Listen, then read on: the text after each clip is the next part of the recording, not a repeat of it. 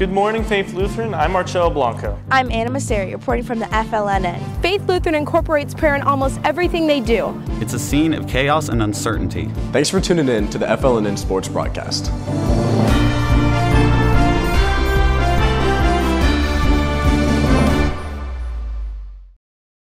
Good morning, Faith Lutheran. I'm Shay Turner. And I'm Marcelo Blanco. Thank you for joining us today. To start off our show, let's talk about some recent spring sporting events here at Faith. The boys lacrosse team this past Tuesday beat Palo, and the women's team lost to Somerset Academy. They both have upcoming games today against Green Valley and Bishop Gorman. As for the baseball team, they played Centennial yesterday, and the softball team plays Cimarron Memorial on Saturday. Spring sports are starting off strong and looking to have a great season. Let's look into how our varsity seasons are going. Many different sports can practice and prepare in many different ways. Let's see how our athletes practice and prepared for this season. What have you done to prepare for this season? Practice hard. Not much yet. We just got into season, so running harder, I guess.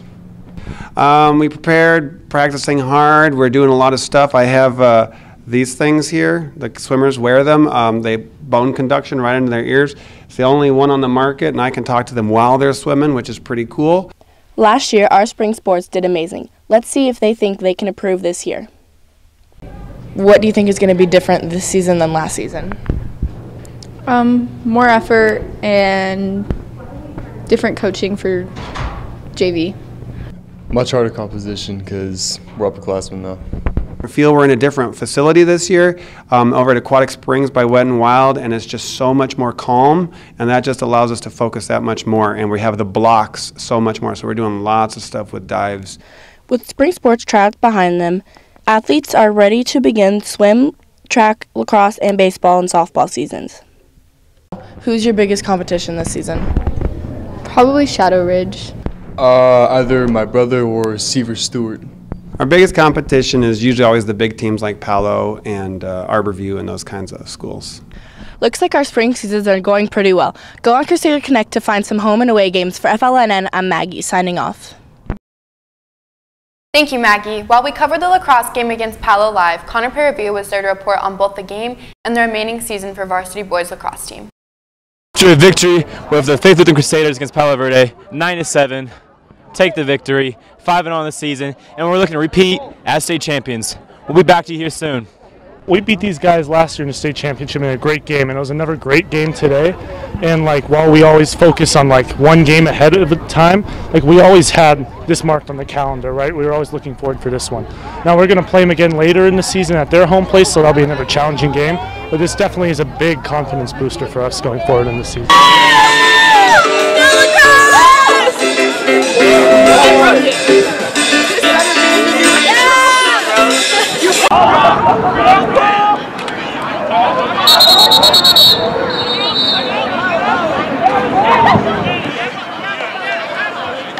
As you guys go to California and Texas, what are you guys looking forward to when you come back from those trips?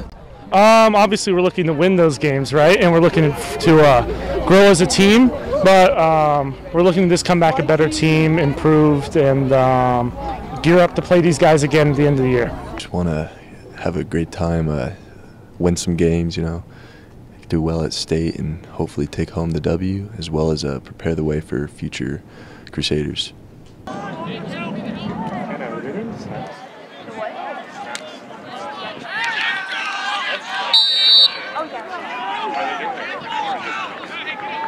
Crusader ball. Thank you, Connor. On a more serious note, Izzy Williams reports on eating disorders, something that seriously affects people of all ages, and she gives us more information on the topic. Around 3% of adolescents in the U.S. are affected by eating disorders. Hello, I'm Izzy, and I'm here to talk about eating disorder awareness. Here at Faith, we have shown some awareness, but we'd like to see what students know individually. According to nationaleatingdisorders.org, eating disorders can affect anyone, no matter body type, ethnicity, gender, athletic status, or religion. What do you know about eating disorders? I know that they're very serious, and the symptoms can seem really regular, like small changes like your diet can be really serious. A whole change of attitude is a very major symptom to eating disorders. I know a little bit about it because I did a psychology project on it last year, and I did mine on bulimia. That's how you say it. Do you have any expertise in this particular area? I do. I have worked before with students who have dealt with eating disorders. One of the biggest contributors to eating disorders is body dysmorphia, and it affects 1 in 50 people nationwide. It is defined as spending an overwhelming amount of time obsessing over body image. Typically when we have a student that's struggling with an eating disorder, it tends to affect not only the student but the whole family, and so everyone needs to be a part of the recovery process. And so it's important for there to be family counseling outside of school, working with a nutritionist, working with a dietitian, working with a pediatrician, and it really kind of takes a whole team to tackle something like this. Another contribution to eating disorders happens to be other people. There's a community online that encourages eating disorders. Some of these communities hide on social media like Tumblr or Instagram. Do you know what the recovery process is? I do not know what the recovery process is, but I kind of know like you have to go talk to someone about it and maybe talk to your parents. I know that it takes time and it takes some support from your friends and your family to get through, but it is possible. The best strategy for recovering from an eating disorder is really to stay the course and to stay with the treatment program and stay with the counselors and stay with the nutritionist even after you're starting to feel better.